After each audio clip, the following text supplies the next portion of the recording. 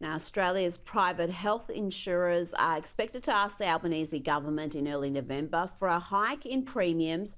Somewhere between 5 and 6% is being reported. This is with the highest increase, Prue, since 2016. It's terrible news for Labor. It's terrible news for Australians. Health insurance premiums are already a major burden on household budgets. And I do wonder, Prue, how many will cancel or reduce their cover if there is a 5 or 6% hike in their premium?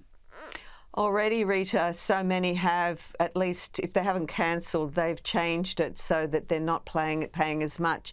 And when you look at it, most younger people are dropping it. It's oldies like me who really need to have that cover, who are not prepared to roll the dice. But what really annoys me is that consecutive governments have been told and have been aware that the population is ageing, that the strain on our health system was going to get worse as people do get older.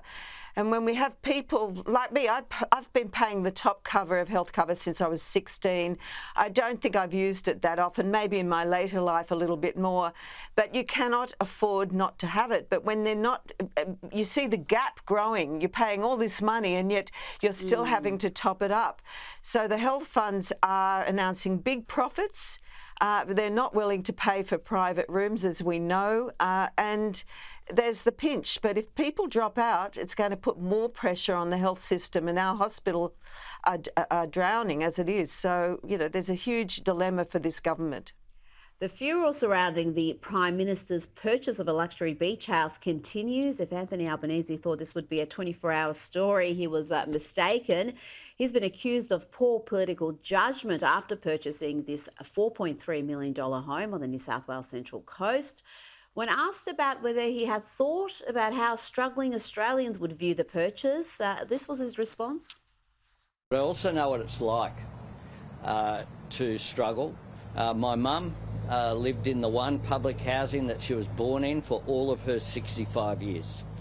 And I know what it's like, which is why I want to help all Australians into a home. And some people are taking the purchase as a sign that he is bracing for an election loss, already perhaps contemplating life after politics. Are you planning to retire there? I'm planning to be in my current job for a very long period of time. And then he seemed to suggest that the purchase was motivated by his fiancée. Well, Jodie and I are getting married, as is known, and I'm pleased about that. And Jodie's a coastie. She's a proud coastie. Prue, what are your thoughts on all this? Well, look, one could say that he's very justified in buying himself a house. As the headlines have been saying, it's just the timing, the judgment, the fact that he really doesn't have a clue about what people are going through. And he offers platitudes. Oh, yeah, we know it's the cost of living. We know that it's hard to buy a house, particularly if you're a young couple. And yet his deeds are denying all of that, because he's allowing migrants to flood through the borders, and of course that's part of our problem. And then we also have the fact that Labor has always been the party of envy, you know, political envy, and they've done a great job of actually, I believe, failing aspirational Australians, you know, tradies who've worked hard, small mum and dads, and of course self-funded retirees who are really at the thin end of the wedge and being penalised for the fact that they've worked hard. And here he is saying he's worked hard, and no one can deny that, you know, it's a crappy job 24/7, but he's got so many perks and he does earn a good living. But to me, it just doesn't fit with the narrative that the Labor Party seems to want to propose. And of course, you have the Greens, 14 of them have 3 or more properties. So, I mean, they're all just hypocrites.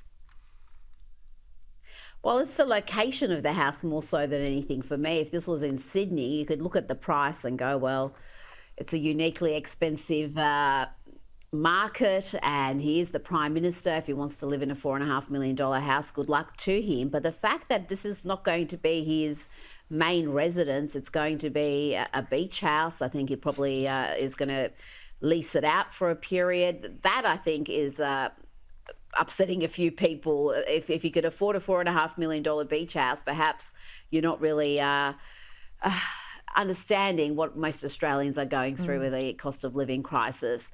Now, let's look at this report released by Australian seniors. It sheds more light on the housing crisis facing young Australians in particular. It's so bad now that many are opting to live with their parents well into their 30s, Prue. And this report showed that 80% of Australian parents don't actually want their children to move back home. And 1 in 3 are giving their children an early inheritance or providing some sort of financial support to help them either buy a house or just for a bond so they can rent a place. This is impacting how people live, both people in retirement age and also young Australians. Well, this is the thing, and what I guess the Albanese government doesn't understand, that it's impacting people in really amazing ways that really are going to cost them for the rest of their lives, whether it be dipping into their savings that they've really worked hard to build. But in this case, you know, having your children, these boomerang children come and want to live with you, and the dynamics of the 2 generations or even 3 generations just don't work. So I can understand that, you know, parents want to help their kids, but they don't want to sacrifice their lifestyle. I think it's a good idea if they can afford it to try and help them now, because if the kids were likely to inherit their savings and some sort of good inheritance that's going to allow them to buy a house in the future, if they can do it now, well and good. But I don't blame them for being tough on it. But what do? You don't want to see your children on the streets, and that's what a lot of them are facing.